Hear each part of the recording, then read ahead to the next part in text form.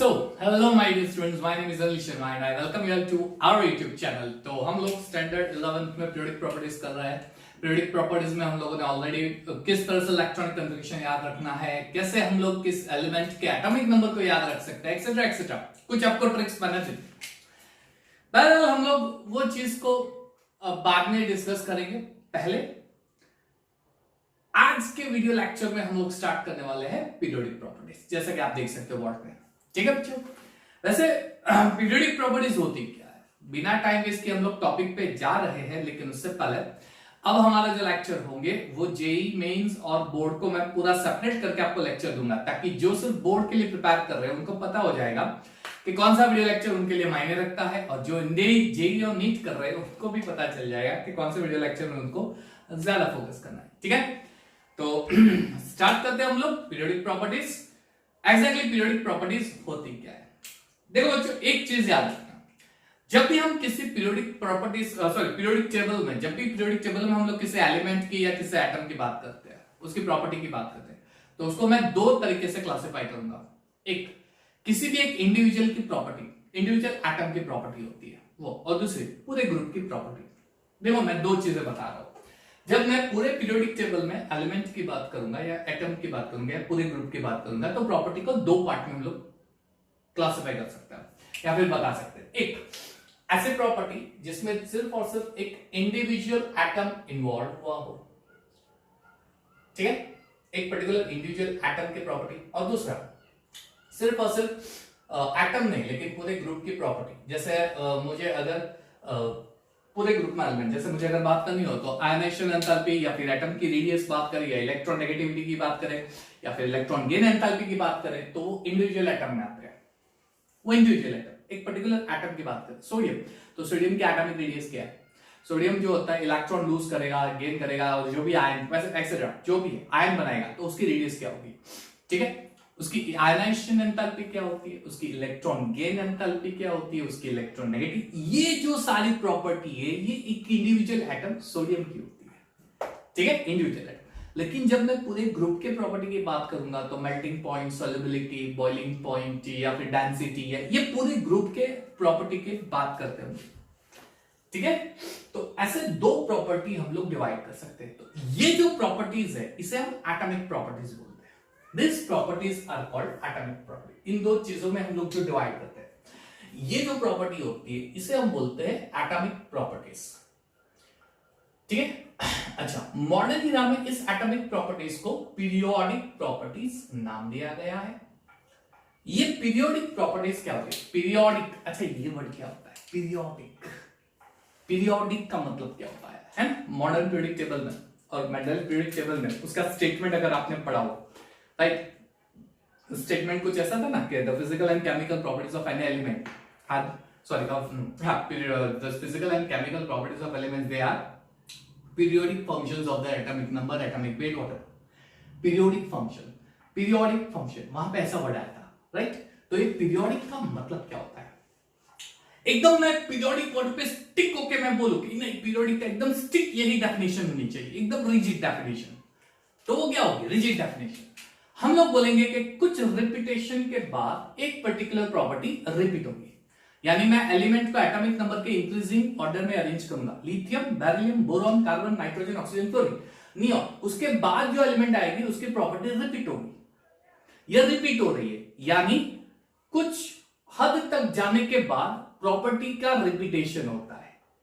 ठीक है, उसका मीनिंग लेते हैं पीरियोडिक प्रॉपर्टी। जैसे फर्स्ट पीरियड है, तो फर्स्ट पीरियड में दो एलिमेंट के बाद हमें प्रॉपर्टी में रिपीटेशन दिखाई देगी। सेकंड पीरियड तो उसमें 8 एलिमेंट के बाद प्रॉपर्टी में रिपीटेशन दिखाई देगी।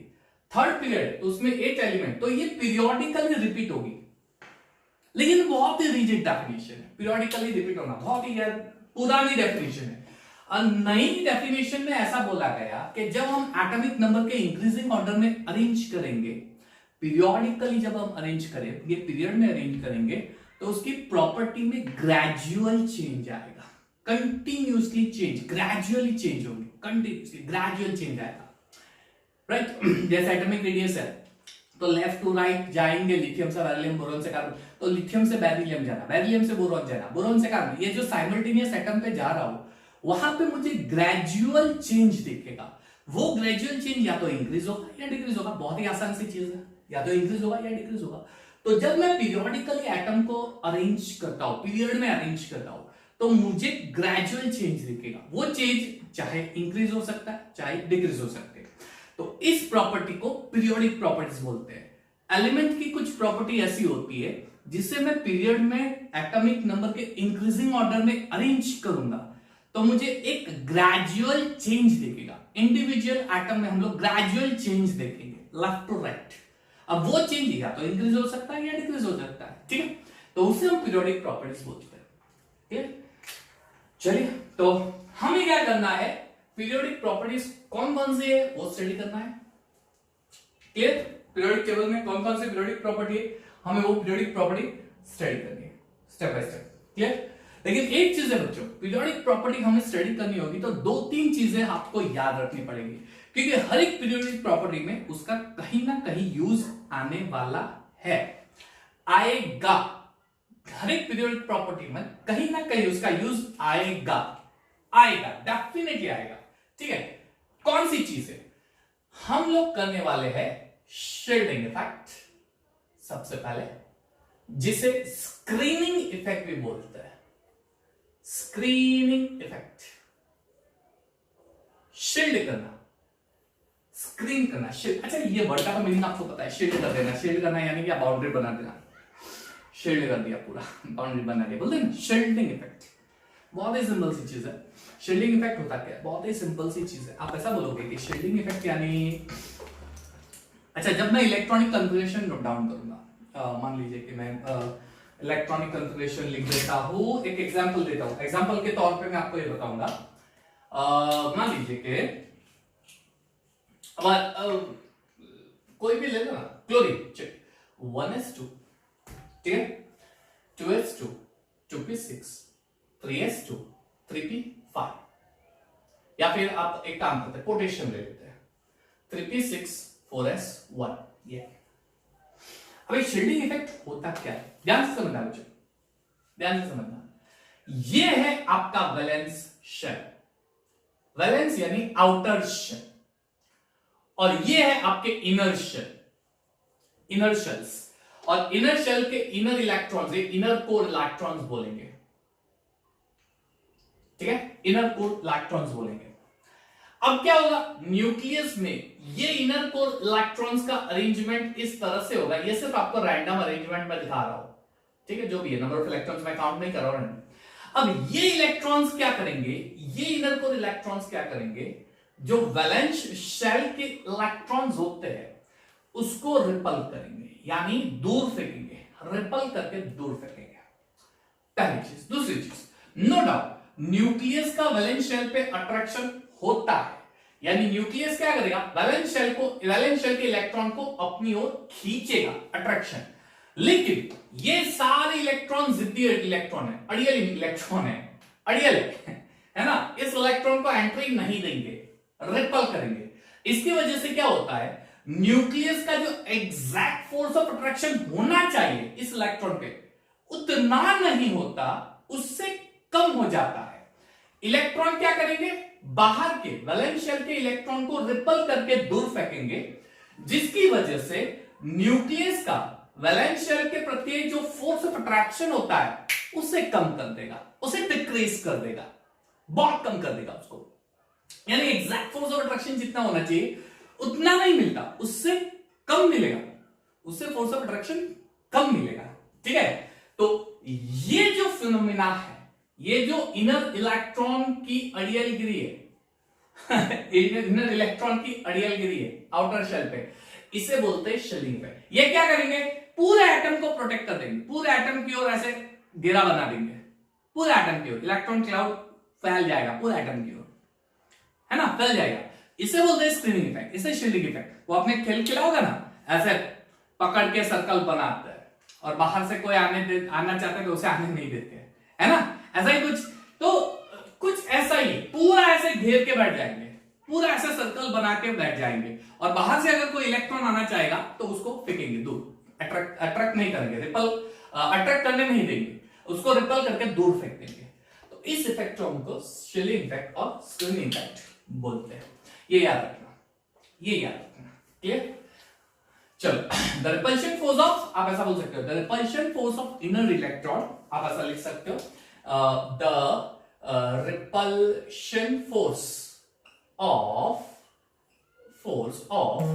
Inner co-electrons to the valence shell electrons such that it decreases the force of attraction of nucleus towards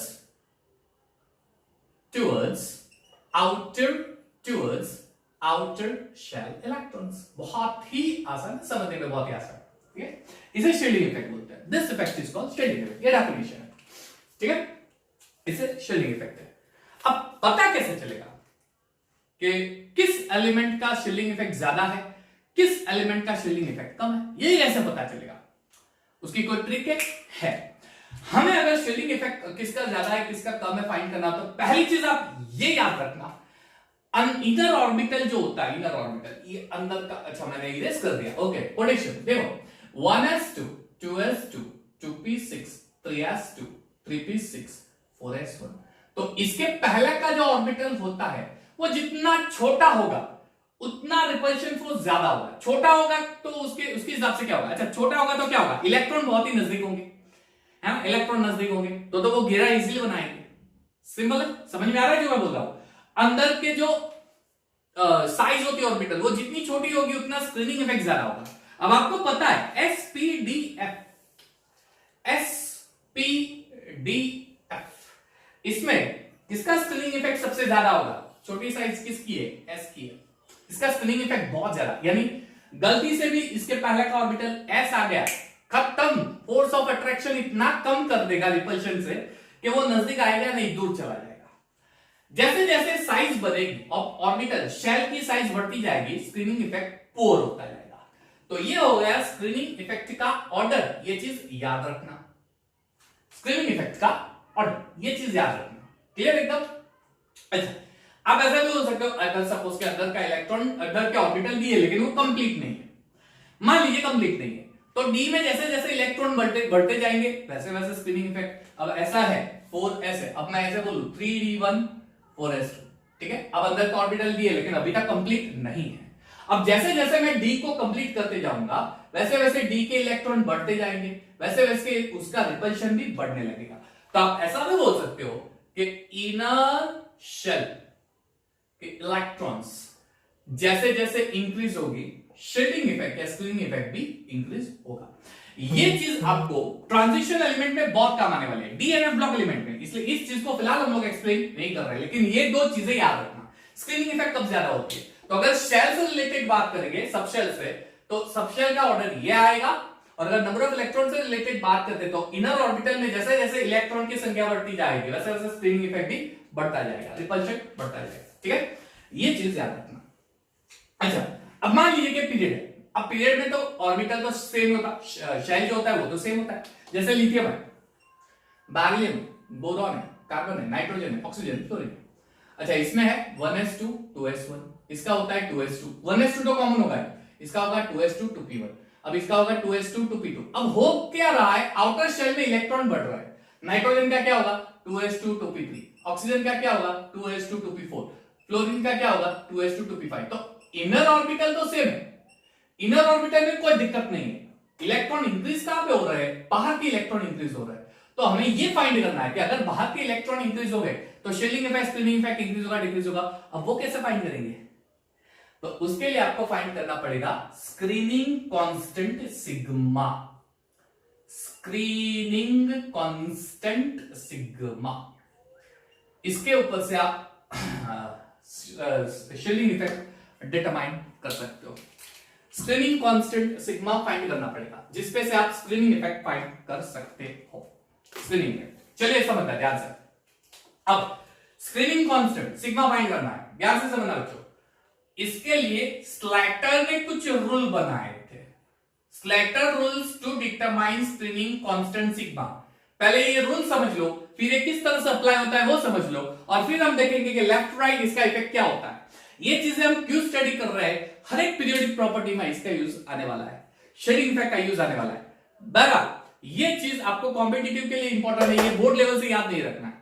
Slater rule, yes competitive में आ सकता है। Find screening constant of this element, they can ask you, they can ask you, ये question आ सकता है, हम लोग बाद में करते हैं, पहले रूल देख लेते हैं कौन कौन से रूल है, ठीक है। अच्छा, रूल नंबर 1 कौन सा है, just understand it carefully. Competitive level से ये चीज कॉम्पिटिटिव लेवल से काफी इंपॉर्टेंट है बच्चों, ये चीज कॉम्पिटिटिव लेवल से काफी इंपॉर्टेंट है बच्चों, इसको कॉम्पिटिटिव लेवल से करना है, बहुत ही इंपॉर्टेंट है। स्लैटर रूल कौन कौन से है, कौन कौन से स्लैटर रूल है। Rule number 1, right electronic configuration in following order. चलो, इस ऑर्डर के हिसाब से इलेक्ट्रॉनिक कॉन्फ़िगरेशन आपको लिखना है, इस ऑर्डर के हिसाब से फॉलोइंग ऑर्डर। चलो, कौन सा ऑर्डर है, पहले 1s, फिर 2s2p, फिर 3s3p, फिर 3d, सॉरी 3d को सेपरेट लिखना है, यानी sp साथ में लिखेंगे 4s4p, df साथ में लिखेंगे 4d4f, 5s5p, 5d5, 6, राइट। ऐसे आप करते जाओ, कंटिन्यूअसली करते जाओ, इलेक्ट्रॉनिक कॉन्फ़िगरेशन लिखते जाओ। यानी जब आप इलेक्ट्रॉनिक कॉन्फ़िगरेशन लिखोगे तो ऑर्बिटल का अरेंजमेंट ऐसे करना है, पहले 1s, उसके बाद आता है 2s2p, उसके बाद आता है 3s2p, ठीक है, उसके बाद आता है 3s3p, एक मिनट थोड़ा ये वायर दिक्कत दे रहा है, उसके बाद आता है 3s3p, नो प्रॉब्लम, चल, उसके बाद 3d, फिर 4s4p। इलेक्ट्रॉनिक कॉन्फ़िगरेशन, किसी भी एलिमेंट का इलेक्ट्रॉनिक कॉन्फ़िगरेशन को इस ऑर्डर में आपको लिखना है, पहला पॉइंट, इस ऑर्डर में। दूसरा पॉइंट, मान लीजिए कि आपने इलेक्ट्रॉनिक कॉन्फ़िगरेशन लिख दिया, पूरा इलेक्ट्रॉनिक कॉन्फ़िगरेशन आ गया, तो याद क्या रखेंगे, पूरा इलेक्ट्रॉनिक कॉन्फ़िगरेशन आपने नोट डाउन कर दिया, समझ लो। तो जहां पे आपका इलेक्ट्रॉनिक कॉन्फ़िगरेशन, इलेक्ट्रॉन डिस्ट्रीब्यूशन खत्म हो रहा है, उसके बाद जितने भी शेल आएंगे राइट साइड पे, उसका स्क्रीनिंग इफेक्ट बिल्कुल नहीं होगा, उसका शील्डिंग इफेक्ट में कोई रोल नहीं होगा। Clear, orbital to the right side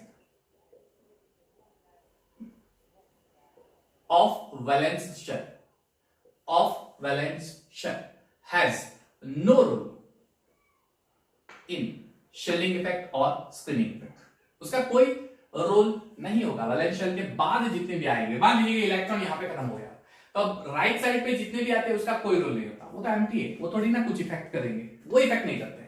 clear. अब दूसरी चीज, अगर आपका वैलेंस इलेक्ट्रॉन NSNP है, यानी लास्ट इलेक्ट्रॉन जो फिलिप हो रहा है वो S और P में हो रहा है, NSNP, तो इन NSNP,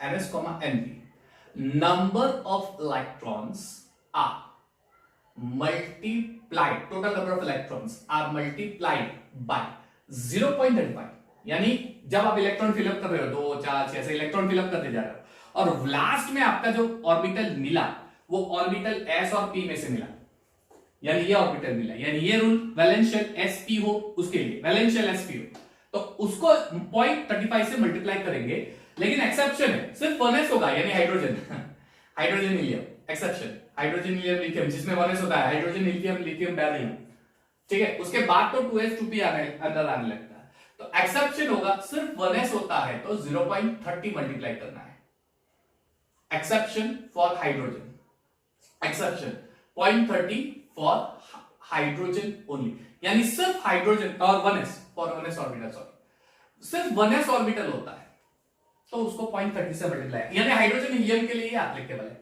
हाइड्रोजन और हीलियम के लिए ये एप्लीकेबल, हाइड्रोजन हीलियम के लिए। मान लीजिए कि अब मुझे ये तो बाहर के इलेक्ट्रॉन के हो गए, सपोज ये है sp, what about the inner orbital electrons, ये क्या रोल प्ले करेंगे, एक एग्जांपल देता हूं, चलो आपको एग्जांपल देते बता कर जाता हूं। चलो, अब क्लोरीन है वही 1s2 2s2 2p6 3s2 3p5 ऐसे लिखा हमने, तो ये 1s2 2s2 2p6 3s2 3p5, तो ये जो इलेक्ट्रॉन है 3s2 3p5 ns2 np5, इसको हम मल्टीप्लाई करेंगे 0.35 से, खत्म हो गया, कितने इलेक्ट्रॉन है 7। अब अंदर का जो ऑर्बिटल है ये इससे एक कम है, सेकंड शेल है, थर्ड से एक कम है, सेकंड शेल है, यानी n-1 शेल हो गया। क्लियर। तो for n-1th shell number of electrons are multiplied by 0.85, यानी ये जितने भी इलेक्ट्रॉन्स होंगे उसको 0.85 से मल्टीप्लाई करना है। ये अंदर का ऑर्बिटल हो गया। अच्छा, एक और ऑर्बिटल, उससे एक और कम है, 2 कम है, सॉरी, यहां से 2 ऑर्बिटल कम है ना, यानी n-2। तो ये हो गया 5th rule. For nth shell number of electrons are multiplied, sorry, nth नहीं, n-2 shell multiplied by 1, यानी ये जो है 3 से 2 कम है तो इसको 1 से मल्टीप्लाई कर दो। सिग्मा कांस्टेंट फाइंड, ये सिग्मा कांस्टेंट फाइंड करने के लिए रूल है एस और पी के लिए, लेकिन जरूरी नहीं है कि हमारा बाहर का शेल जब इलेक्ट्रॉन फिल्म करेंगे तो एस और पी भी होगा, डी और एफ भी तो होता है, डी और एफ भी तो होता है, डी और एफ भी तो होता है, डी और एफ के लिए क्या करेंगे मेरे प्यारे बच्चों, मेरे नन्हे नन्हे बच्चों, तेरी मुट्ठी में क्या है, मुट्ठी में तकदीर हमारी क्या होता है। चलिए डी सब शेल देख लो। फॉर डी और एफ रूल थोड़े बहुत रूल चेंज हो गए। चलिए उसमें rule number 1, 2, 3 will be same, वो सेम होंगे। फर्क कितना होगा कि ये NSNP का ND होगा, दैट्स इट, यानी D के इलेक्ट्रॉन को 0.35 से मल्टीप्लाई करना है, वही, यानी पहले रूल में ऐसा लिखेंगे, दूसरे में राइट साइड का कोई रोल नहीं होगा, तीसरे में NSNP की जगह D आएगा, यानी D के इलेक्ट्रॉन को 0.35 से मल्टीप्लाई कर दो, क्या फर्क पड़ेगा, D में जितने इलेक्ट्रॉन होंगे उसको 0.35 से मल्टीप्लाई करो, हो गया। अब बात करते हैं इनर शेल की, तो 4 और 5th ऑर्बिटल सॉरी चेंज हो जाएंगे, तो यहां पे ऐसा लिखेंगे for all inner electrons, for all inner electrons multiply it by 1। अंदर के जितने भी इलेक्ट्रॉन्स है, अंदर के जितने भी इलेक्ट्रॉन्स है उसको 1 से मल्टीप्लाई कर दो लेफ्ट साइड पे, यानी ये सपोज 3D की बात करते हैं तो ये सारे एक साथ ले लो, सारे ऑर्बिटल के इलेक्ट्रॉन को एक साथ ले लो, 1 से मल्टीप्लाई कर दो, 1 से मल्टीप्लाई कर दो, चलो ले लो स्क्रीनशॉट। ये इतने रूल है, ज्यादा नहीं, बस स्क्रीनिंग कांस्टेंट फाइंड करो, स्क्रीनिंग कांस्टेंट पे से पता चल जाएगा कि शिलिंग इफेक्ट ज्यादा होगा कि कम होगा, स्क्रीनिंग कांस्टेंट पे से पता चल जाता है, यानी किस एटम में शिलिंग इफेक्ट ज्यादा होगा, यानी किस एटम में इलेक्ट्रॉन घेराबंदी करके खड़े रहेंगे, बाहर के इलेक्ट्रॉन को आने नहीं देंगे, और किस एटम के अंदर वो इलेक्ट्रॉन थोड़े लूजली घेराबंदी करेंगे, आ सकते हो आप, आ जाओ, कोई बात नहीं। शिलिंग इफेक्ट से ये सॉरी शिलिंग इफेक्ट कुछ इस तरह से हम लोग फाइंड करेंगे, सिग्मा कांस्टेंट। चलिए इसका स्क्रीनशॉट ले लो मेरे बेटे, चलो स्क्रीनशॉट ले लेते हैं। बढ़िया है, बढ़िया है, बढ़िया है।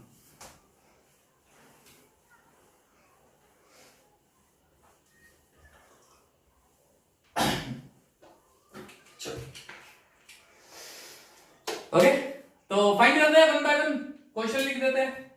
Find screening constant for the following elements, find screening constant. चलिए बढ़िया से क्वेश्चन कर लेते हैं। स्क्रीनिंग कांस्टेंट यानी sigma for the following elements, find out the following elements, ये एलिमेंट्स दिए गए हैं, फाइंड आउट फॉलोइंग एलिमेंट्स, कौन कौन सा एलिमेंट है, चलो देख लेते हैं। लिथियम, सोडियम, पोटेशियम, पहले पास ग्रुप क्या ले लेते हैं। चलिए ग्रुप 1 एलिमेंट है, ग्रुप 1 कौन कौन से, लिथियम, सोडियम, पोटेशियम, रुबिडियम, सिजिल, है ना। अच्छा रुबिडियम तक करते हैं, सिजिल बहुत समझ में आ जाएगा, उसमें कर सकते हैं, कुछ प्रॉब्लम नहीं।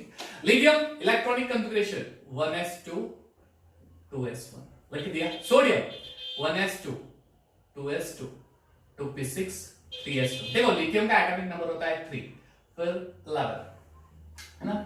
उसके बाद होता है 19, क्लियर, और उसके बाद आएगा 37। चलिए अब लिखो पोटेशियम का 1s2 2s2 2p6 3s2 3p6, उसके बाद आता है 3d10, फिर आता है 4s2 4p6 5s1। ऐसा होगा, देख लो कितने हुए, 6 और 2 8 और 2 10 18 28 30 36 और 37 हो गए। अच्छा सो माय गॉड, ये तो रुबिडियम का लिख दिया मैंने, सॉरी ये मैंने रुबिडियम का लिख दिया, ये बच्चों मैंने गलती से रुबिडियम का लिख दिया। 4s2 4p6 sorry 5s1 37। Sodium का यहां पे आएगा 3s2 3p6 और उसके बाद 4s1। चलो तो सबसे पहले लिथियम की फाइंड कर लेते हैं, लिथियम का नंबर 1 लिथियम। चलिए लिथियम, उसमें ये 2s है, रूल क्या है 0.35 को मल्टीप्लाई, देखो रूल यहां पे लिख देता हूं, NSNP उसको 0.35 से मल्टीप्लाई करना है, उसके एक शेल कम को 0.85 से मल्टीप्लाई करना है, और उसके बाकी जितने भी अंदर के सेल है उसको 1 को, जितने भी है अंदर के सेल उसको 1 से मल्टीप्लाई करना। डी के लिए क्या है, अगर डी है तो उसको 0.35 से ही मल्टीप्लाई करना है, बाकी रेस्ट सारे इलेक्ट्रॉन को 1 से मल्टीप्लाई करना है, ये रूल। चलिए 0.35 लिथियम, तो ये 1 इलेक्ट्रॉन है, चलिए 1 multiply by 0.35, sigma constant find कर रहे हैं लिथियम के लिए, हो गया।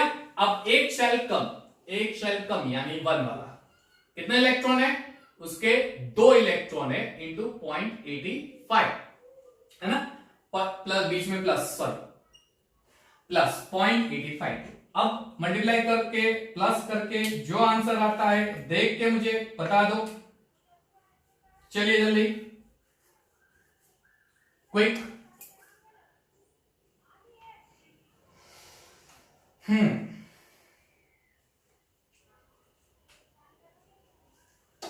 क्या होगा, ये हो जाएगा 0.35 प्लस 2 5 10 2 8 16 17, क्लियर। चलिए तो सिग्मा फॉर प्लस करो 5 7 और 3 10 0, ठीक है, और 2.05 ये हो जाएगा। चलिए ये हो गया लिथियम के लिए, ठीक है। सोडियम सिग्मा, अच्छा सोडियम में वैलेंस शेल 3s है तो 1 इंटू 0.35, अब अंदर के 2 लेस यानी 2 सॉरी 6 और 2 8 इलेक्ट्रॉन है, 8 इलेक्ट्रॉन है 8, उसको 0.85 से मल्टीप्लाई कर दो, प्लस चलो एक और यानी उसको क्या करेंगे 1 मल्टीप्लाई बाय कितना इलेक्ट्रॉन है 2, हो गया, ठीक है। चलिए तो ये हो जाएगा 0.35 प्लस 8 5 40 64 68 8 6.80 प्लस 2 है ना, यप डन। चलिए अब प्लस कर दो, ये हो जाएगा 7 सॉरी 5 8 9 10 11 1 कैरी 1 6 7 8 9 9.15 सोडियम का, ठीक है, ये हो गया सोडियम के लिए, ओके सोडियम के लिए।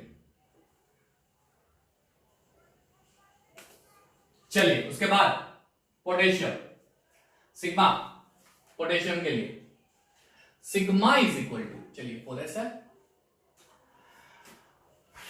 उसको 0.35 से मल्टीप्लाई करेंगे 0.35, फिर 1 लेस यानी 3s2 3p6 8 इंटू 0.85 प्लस बाकी सारे इलेक्ट्रॉन को 1 से 6 2 8 और 2 10,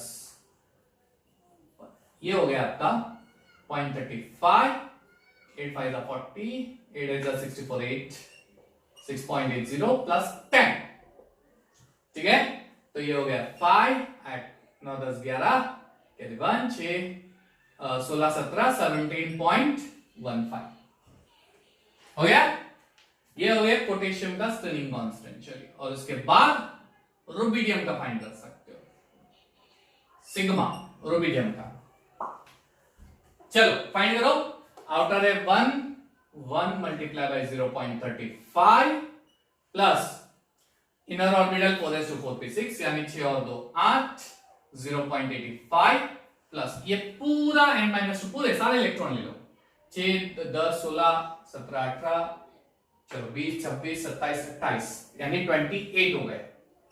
चलिए तो ये हो गया 0.35 प्लस 6.80 प्लस 28 क्लियर।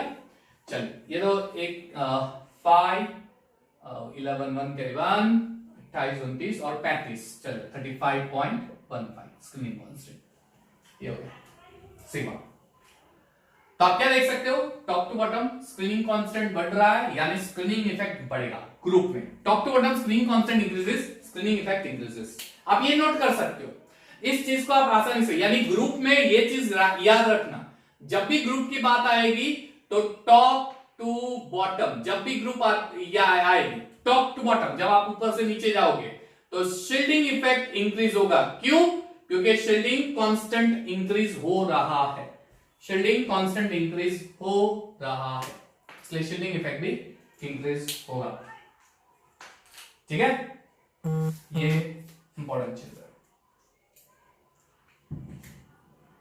क्लियर एकदम ये इंपॉर्टेंट आपके लिए।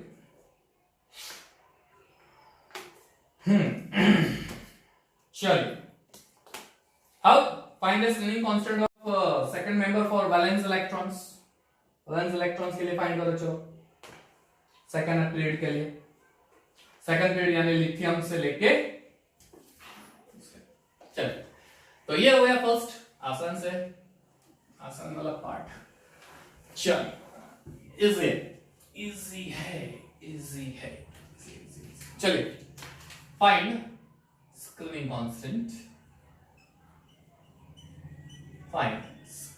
Constant for second period valency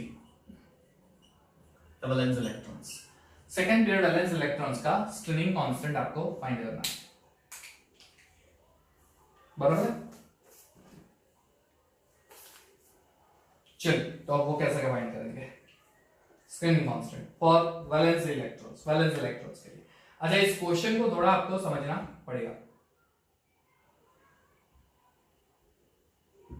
इस क्वेश्चन को आपको थोड़ा समझना पड़ेगा।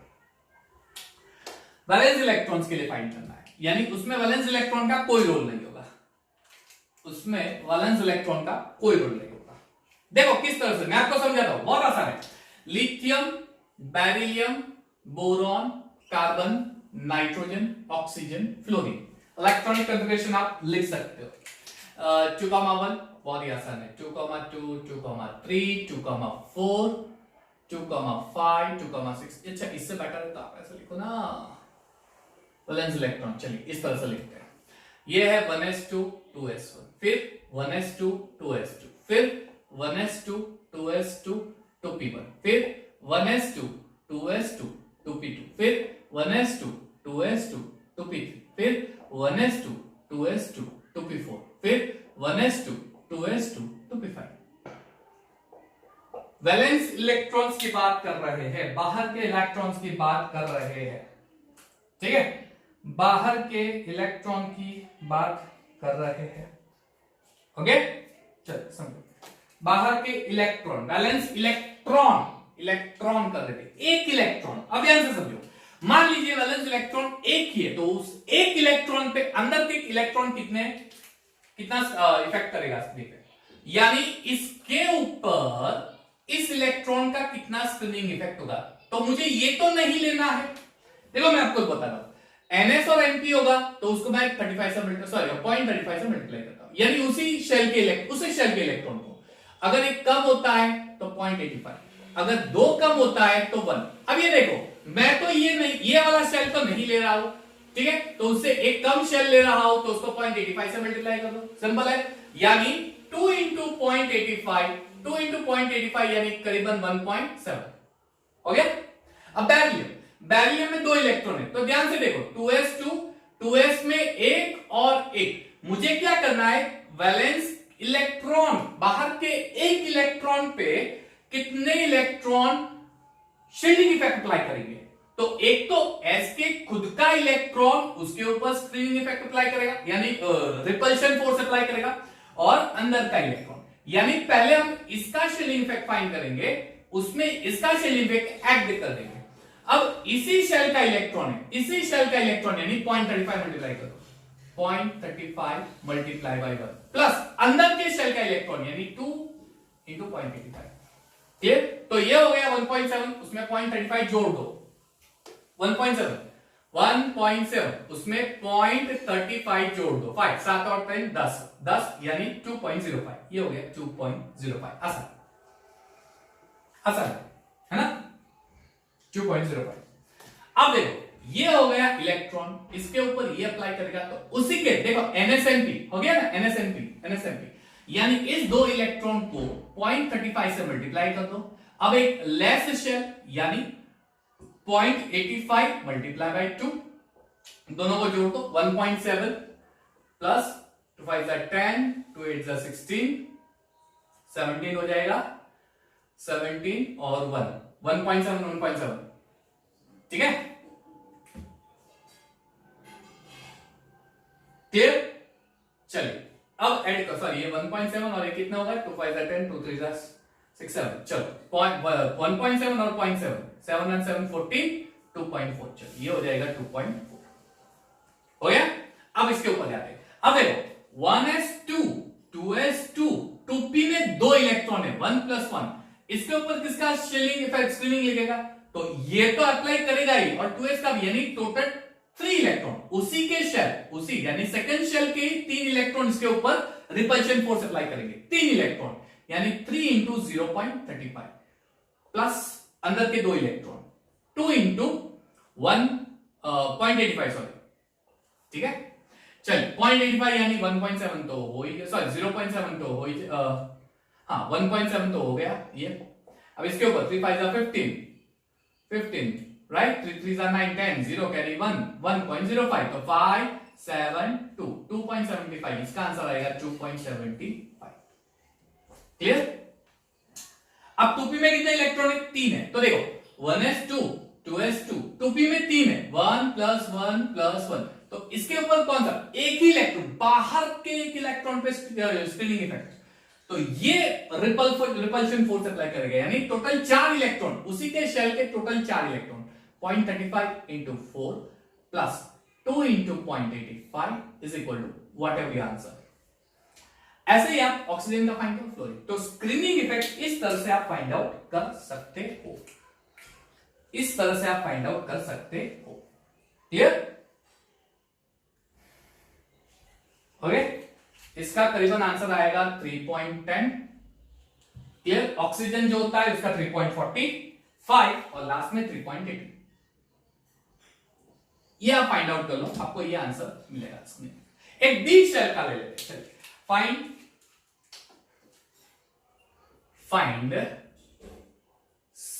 स्क्रीनिंग कांस्टेंट, देखो ध्यान से,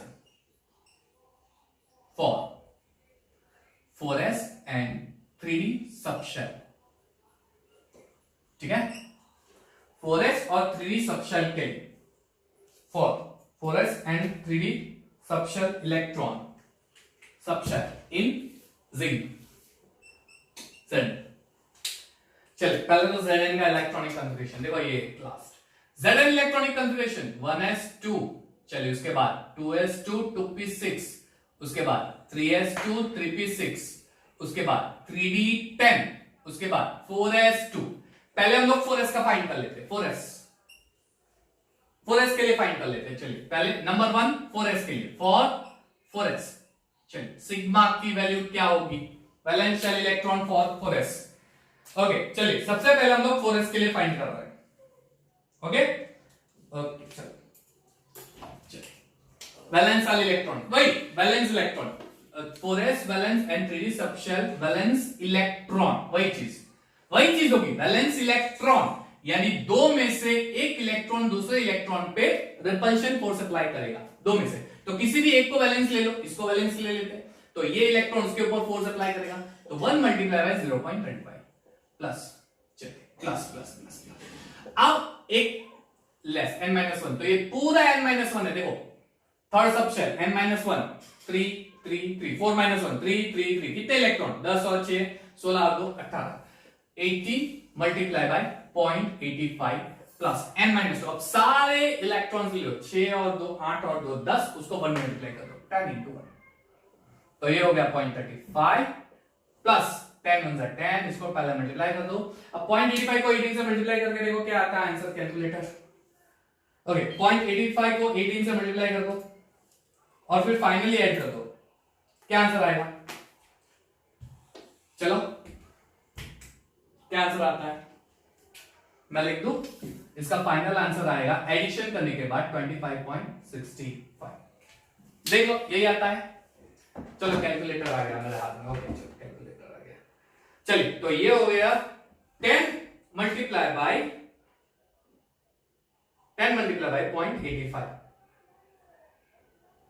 10 multiplied by 0.85 0.85 फिर आप प्लस कर दो प्लस 0.35 प्लस 10 हो गया ओके तो इसका आंसर ये सही आएगा 10.65 ओके ये हो गया आपका फाइनल आंसर लिख दो अब 3D के लिए फाइंड करके देखो अपने आप 3D के लिए फाइंड करके देखो ट्राई बाय योरसेल्फ 3D का चलो जल्दी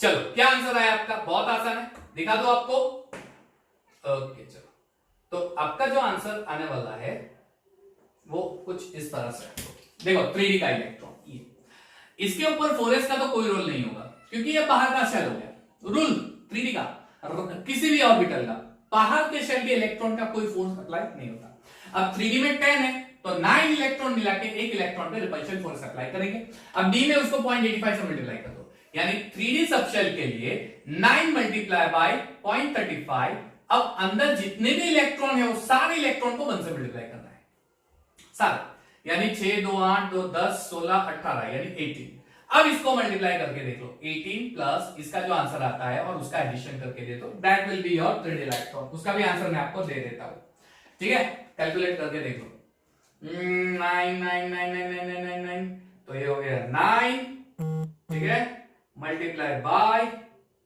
0.85 प्लस 18 ओके 21.65 है ना हो गया 21.5 इसका आंसर आएगा 21.5